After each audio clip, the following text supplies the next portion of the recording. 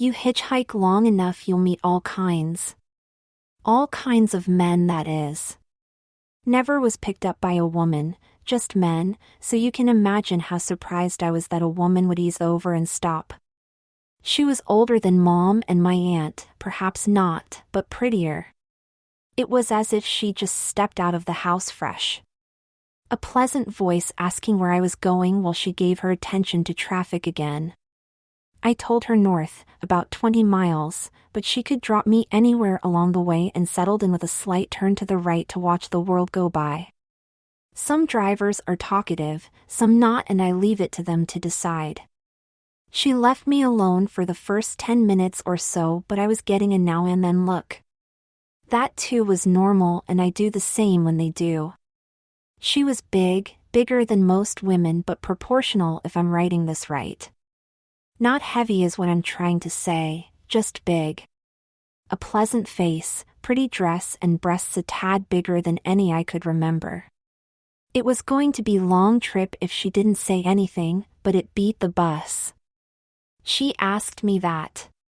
She asked me why I was hitchhiking, and I told her I hated the bus. She asked me if I ever worried about who it was picking me up, and I said, bravely, no.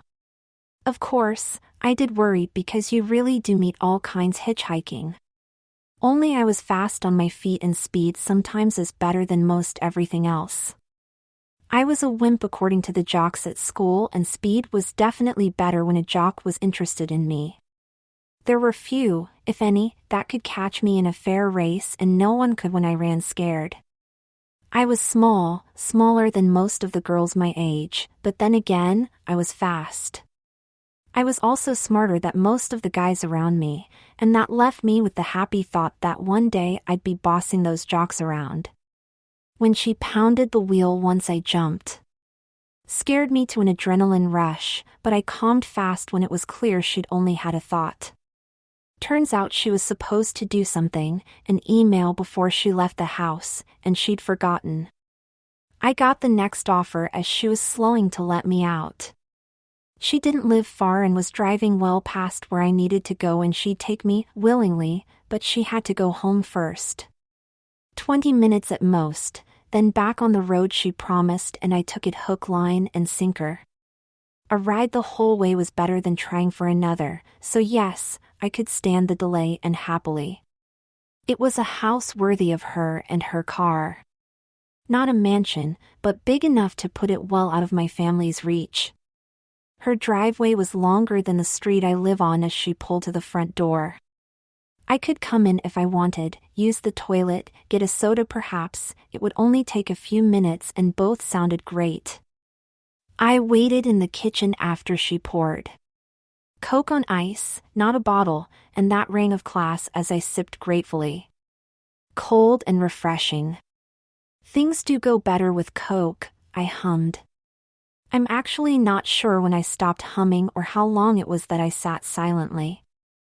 I had no sense of time, and it was her voice that brought me back from wherever it was I was. I remember her taking my elbow and easing me off the stool. It was going to be okay, she whispered, although I wasn't sure why. I wasn't sure of anything as she turned me into the room, other than thinking about the room and how pretty it was. A girl's room, no doubt of that, and a girl not very old, I reasoned. How old is it when babies become toddlers? I wondered. I wondered that because there was still a crib in that room. Had to be a baby still to still have a crib, and I was thinking that as she eased me to a changing table. The baby's changing table, I guessed, feeling silly over such silly logic, but I wasn't feeling all that bright right then. I wasn't feeling scared, nor all that confused, although I took a moment to wonder why she wanted me up on that table. I didn't resist, and I didn't wonder over it either, and then, in a kind of clearing fog, I did wonder why I didn't wonder. This wasn't right, but not wrong enough for me to panic as I watched my shoes come off. My socks followed, then my pants, and there was an attempt to reason this out as my underwear came off. I did try and reason this, but she was cooing at me and smiling, and each time she made a sound my attention went to her. Each time I focused on her I lost my train of thought. I sat back up again for my t-shirt and suddenly being naked got my attention. I moved my hand to stop her hand and said, in a very clear and commanding voice to stop, but my hand missed the mark by nearly a foot and I think I said something that had a lot of W's and F's in it. It was gibberish no matter how hard I tried, and there was my hand waving off to the side like it belonged to someone else. All of my attempts were useless.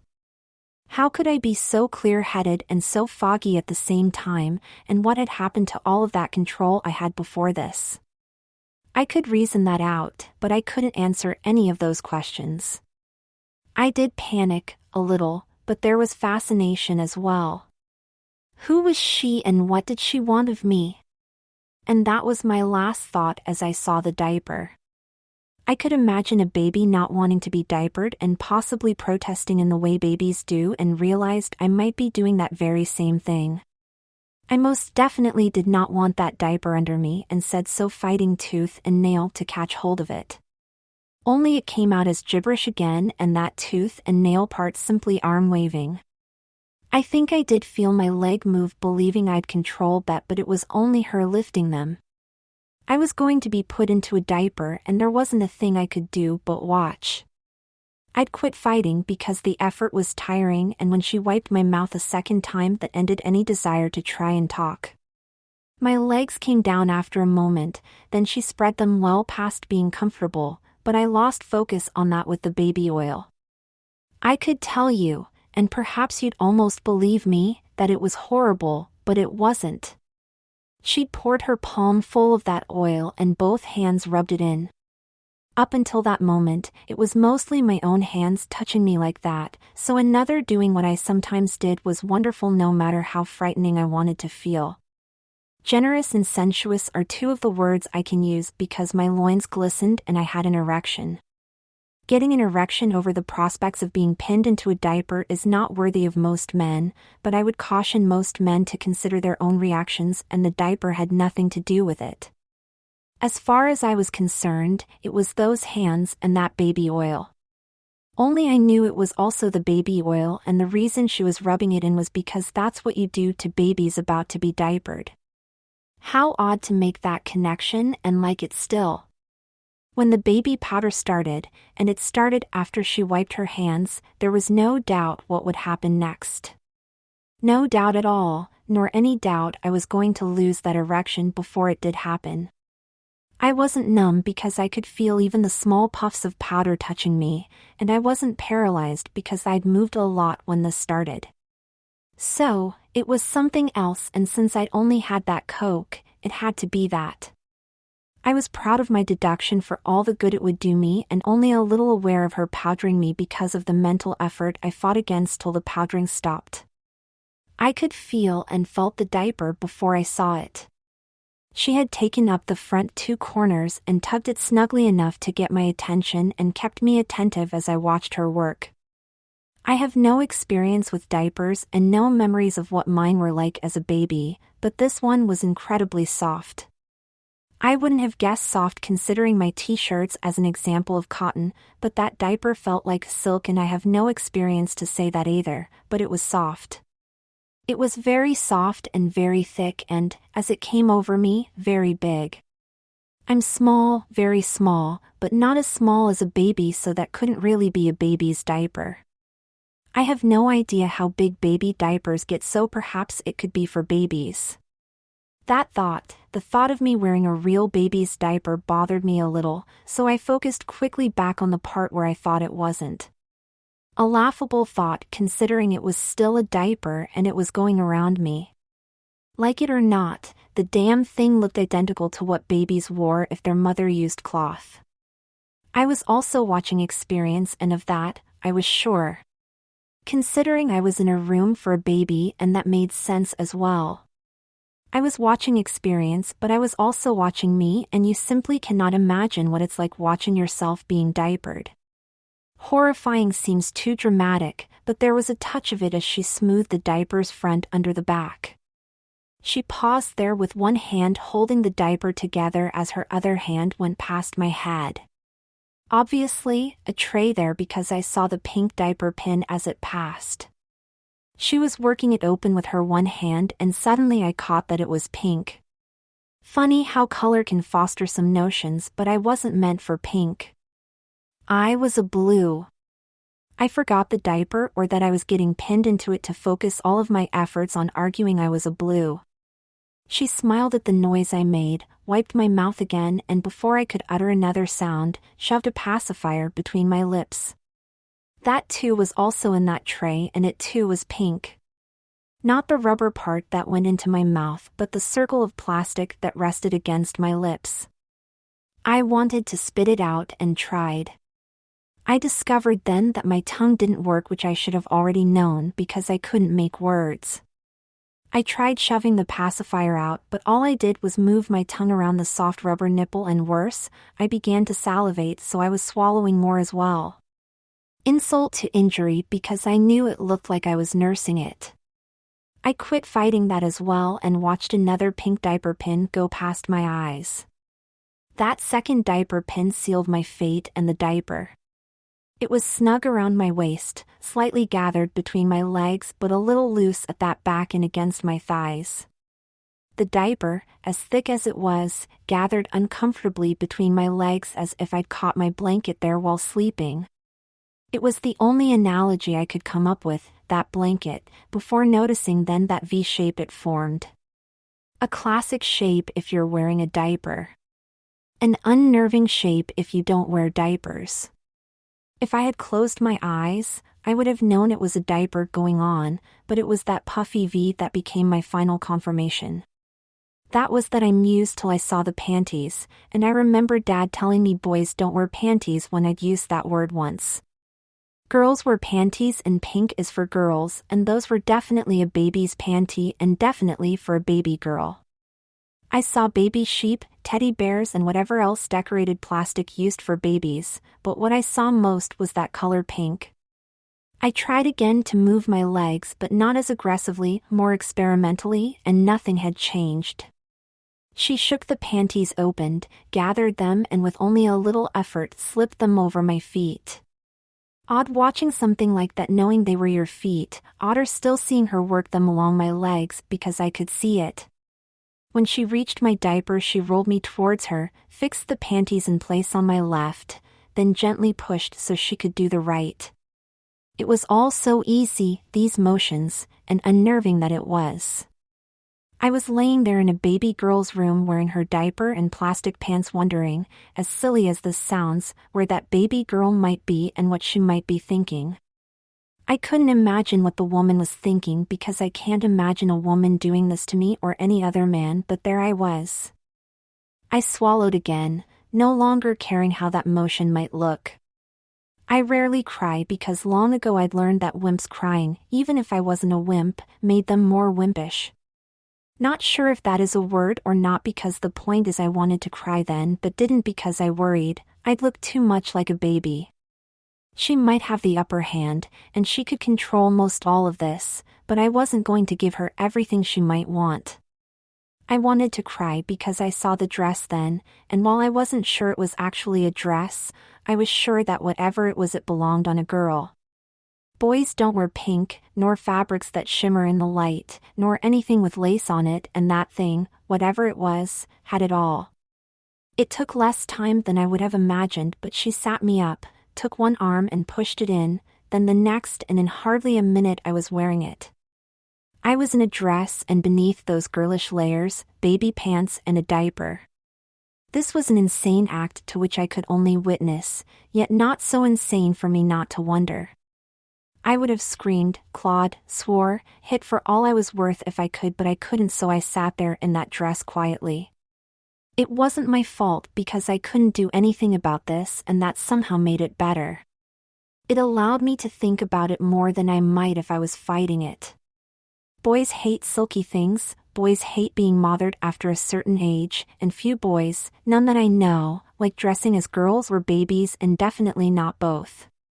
Only there was that material under the palms of my hands, a bit of lace touching the pad of my fingers, and that diaper.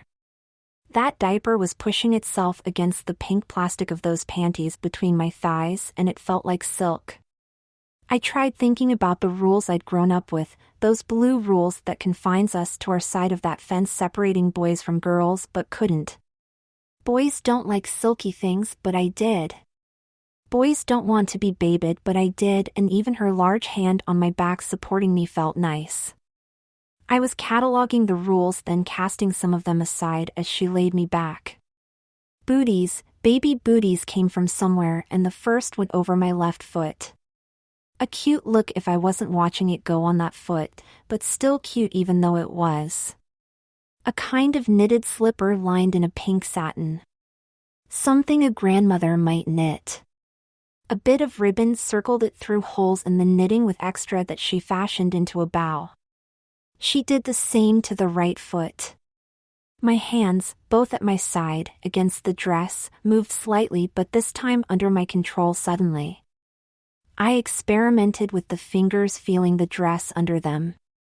I nursed on purpose this time, using my tongue to circle the warm, soft rubber nipple, and that too was under my control.